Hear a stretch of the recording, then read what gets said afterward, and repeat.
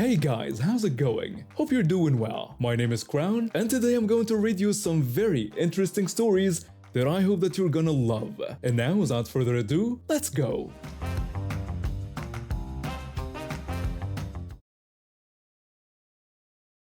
I still remember the day my mom and I discovered the new Whole Foods that opened in our neighborhood. The place was huge and packed with everything from organic produce to those little bottles of essential oils that seemed to cost more than actual medicine.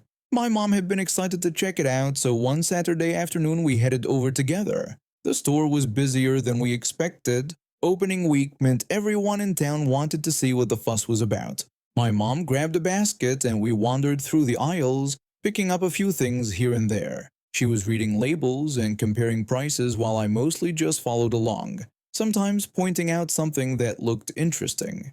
After we'd gathered what we needed, my mom decided she wanted to get some deli meat for sandwiches that week. We made our way to the back of the store where the deli counter was. There was already a decent line forming, maybe 7 or 8 people ahead of us. My mom didn't seem bothered by the wait. She struck up a conversation with the woman standing behind us, and they started talking about the store and the neighborhood. I was only 10 at the time, so I wasn't paying much attention to their conversation. I was more interested in watching the workers behind the counter slice meat and scoop salads into containers. The line moved slowly but steadily. Every few minutes we'd shuffle forward a bit. My mom and the woman behind us kept chatting away, sometimes laughing about something. We were getting close to the front when I noticed someone new had appeared in line right behind us. This woman had a shopping cart with her, which struck me as odd, since most people at the deli counter just held small orders. I looked into her cart and saw it was barely filled. Just some boxes of cereal, mostly Frosted Flakes, from what I could see, 3 large cases of Blue Powerade, and a couple bottles of what looked like white wine. The woman behind us with the cart wasn't the same person my mom had been talking to. That confused me for a second. Where had the original woman gone? I looked around but couldn't spot her anywhere nearby. Maybe she'd gotten tired of waiting and decided to skip the deli counter. That seemed like the most logical explanation to my 10-year-old brain, so I shrugged it off and turned my attention back to the counter. We were next in line now. There was just one person ahead of us being helped by a young guy working behind the counter. He seemed nice enough, quietly taking orders and getting them ready without much fuss. The customer ahead of us finished up and walked away with their packaged items. My mom started to step forward when suddenly the woman with the cart pushed right past us and positioned herself directly in front of the counter. My mom's eyes went wide and her jaw tightened. She was not the type to let something like that slide without comment. I could feel the irritation coming off her. The worker behind the counter had clearly seen what happened. His eyes flicked between the woman, my mom, and back to the woman again. But he didn't say anything about the cutting. He just stood there, waiting. The woman planted herself in front of the counter and stared at the worker. He opened his mouth to greet her, asking how she was and what she wanted from the deli. Before he could even finish his sentence, she cut him off. She demanded a sample of the turkey and complained that her kids had found it dry the last time they'd eaten it. Her tone was harsh and demanding, like she was talking to someone who had personally wronged her. The worker's friendly expression changed slightly. He recovered quickly though and apologized that the turkey had been dry last time, offering to get her a sample. But she wasn't done. Not even close. She went on a long rant about how dried turkey was completely unacceptable and disrespectful to serve customers. She told him he should be ashamed of himself for even putting that out. She kept going like this for what felt like forever, berating him about turkey preparation and customer service standards. The worker's patience was wearing thin. His jaw clenched and his shoulders tensed up. He interrupted her and told her again that he was sorry the turkey was dry but asked if she actually wanted a sample or not. His tone had shifted from apologetic to barely hidden frustration. The woman shot him a stare that could have frozen water, then gave a single, sharp nod. The worker grabbed a small piece of turkey from the display case and handed it to her on a piece of wax paper. She examined it like it was evidence in a crime scene, then popped it in her mouth. Almost right away, her face crunched up in disgust. She demanded to know if the turkey was old and told him to get her a fresher piece. The worker stood there for a moment, staring at her. Then something changed in his expression. A slow, almost mischievous smile spread across his face. It was subtle, but I caught it. He told her he would check the back for fresher turkey. He disappeared through the swinging doors behind the counter. My mom and I exchanged looks. The woman tapped her foot, huffing and crossing her arms. After about a minute, the worker returned carrying a small piece of turkey on wax paper. This piece looked a little different from the others in the display case. The color was slightly off, a bit more grayish than pink. He handed it to her without a word. She snatched it from him and right away shoved it in her mouth, chewing like she was daring it to be dry. For a moment, nothing happened. She swallowed and stood there looking smug. Then her expression changed. The color drained from her face. Her hand went to her stomach and her eyes went wide. Without saying another word, she abandoned her cart right there and sprinted toward the front of the store where the bathrooms were. My mom let out a short laugh. I looked up at her, confused, and asked what had just happened. My mom just smiled and shook her head. Stepping up to the counter, the worker helped us without any fuss, and we got our deli meat and headed to checkout. When we were loading groceries into our car, my mom explained it to me. She told me that the worker had given the woman old turkey from the back, probably from when they first opened last week. It was either expired or close to it. I started laughing when it clicked. The woman had been so rude and demanding about getting fresh turkey that she ended up with the complete opposite. For weeks afterward, whenever my mom and I talked about that shopping trip, we'd call her the dry turkey lady. I've been into medieval history for as long as I can remember. There's something about the craftsmanship of armor and weapons from that era that draws me in. A few years back, I started attending medieval festivals, and eventually I saved up enough to get my own armor and weapons. Nothing fancy, but good enough to look authentic when I walk around the castle grounds during events. These festivals are incredible. The entire castle transforms into a living piece of history with merchants selling handmade goods, knights demonstrating combat techniques, and musicians playing period instruments. Families come from all over to experience it, and kids absolutely love running around, pretending they're brave warriors or noble ladies. It reminds me of when I was their age, completely mesmerized by anyone in armor. One thing that happens pretty regularly is parents asking if their children can take photos with me. I get it. When I was young, my parents took me to a similar festival, and I still have a picture of myself standing next to a knight in full plate armor. That photo hung on my bedroom wall for years. So when families approach me with hopeful looks on their faces, I usually say yes. It takes 2 seconds, makes the kid's day, and honestly, it feels good to be part of creating those memories. Last summer, I attended one of the bigger festivals in the region. The weather was perfect, not too hot despite the metal I was wearing, and the turnout was massive. I've been wandering around for maybe an hour when a family approached me. Right away, I could tell German wasn't their first language. The father was doing his best to communicate, gesturing at his son and then at me while asking if they could take a picture together. I nodded and smiled, giving them a thumbs up. The little boy, maybe 7 or 8 years old, looked absolutely thrilled. His eyes went wide when I unsheathed my sword and handed it to him. The blade was blunt, completely legal and safe, but it still looked impressive. It was a replica longsword I'd bought from a craftsman at another festival for about $300, and it had good weight to it. The kid gripped it with both hands, trying to hold it up like a real warrior, and his parents snapped several photos. His father even got down on one knee to get a better angle, and the mother was smiling and encouraging her son to stand tall. Everyone was smiling, and it seemed like a nice moment.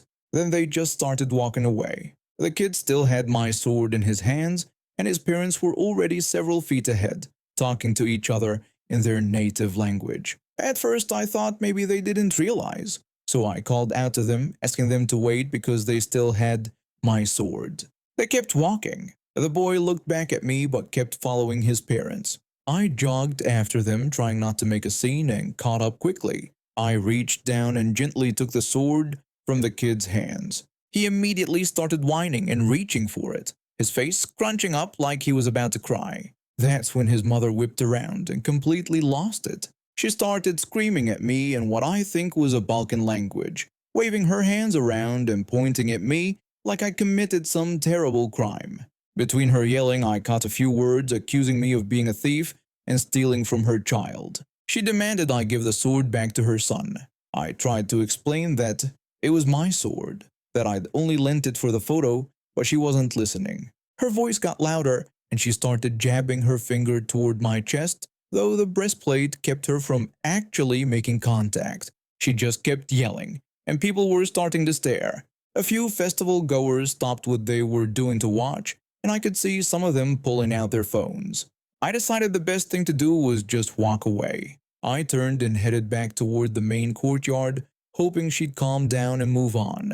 She didn't. I heard her footsteps pounding behind me, and before I could react, she punched me hard in the back of my helmet.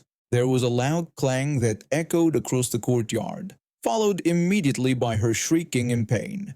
She'd hit solid metal with her bare fist, and unsurprisingly, that didn't go well for her. The helmet was steel, designed to withstand blows from actual weapons, so her hand didn't stand a chance. She cradled her hand against her chest, still screaming, but now she was yelling about how I'd assaulted her. She pointed at me, then at her hand, then at her son, claiming I had attacked her and stolen the sword from her child. She started calling for police and security, her voice getting more desperate with each word. Her husband tried to calm her down, putting his hand on her shoulder, but she shrugged him off and kept yelling. A small crowd had gathered by this point, and I just stood there completely bewildered. Some people were whispering to each other, and a few were recording on their phones. Thankfully, security arrived within minutes. 2 guards in yellow vests approached, and the mother immediately started talking to them, her voice high and frantic. She told them I had stolen from her child and hit her, then showed them her injured hand as proof. Her knuckles were already starting to swell and turn red. One of the security guards turned to me, clearly trying to figure out what was happening. Before I could say anything, several bystanders who'd witnessed the whole thing stepped forward. An older gentleman spoke up first, explaining that what she said wasn't true.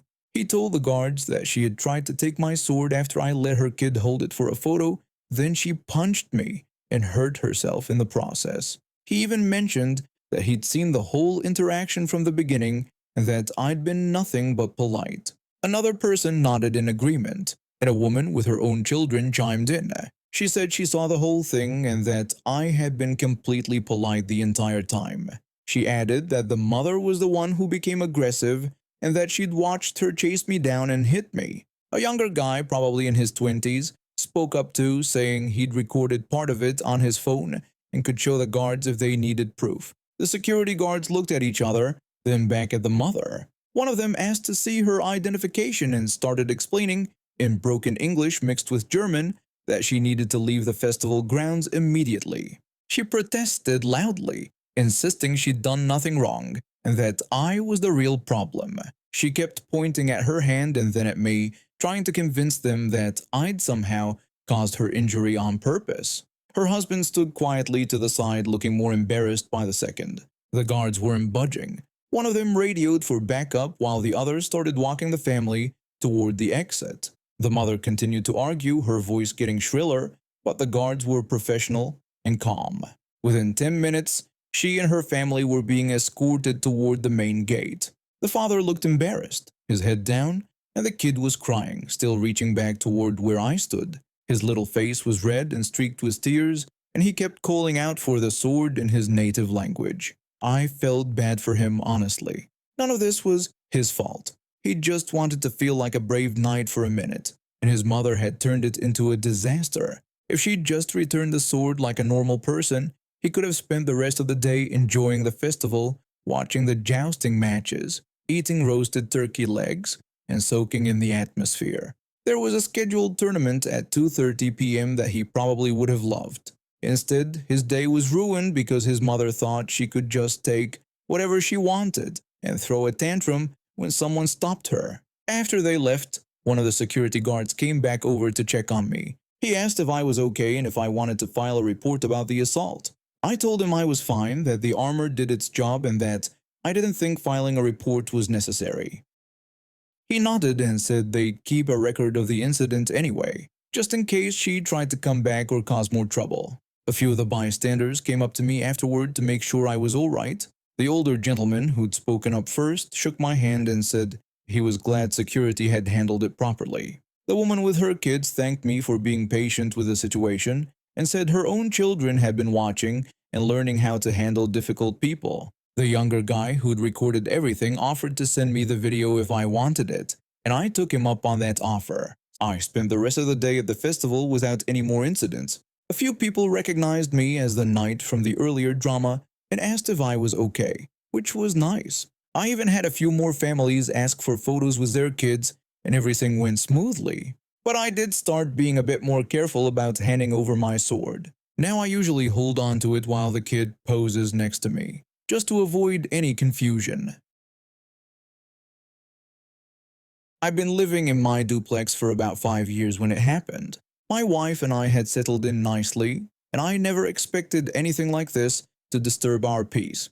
It was around 1 in the morning when I woke up to the most terrifying sounds I'd ever heard. Metal screeching against metal, glass shattering, then more screeching and crashing that seemed to go on forever.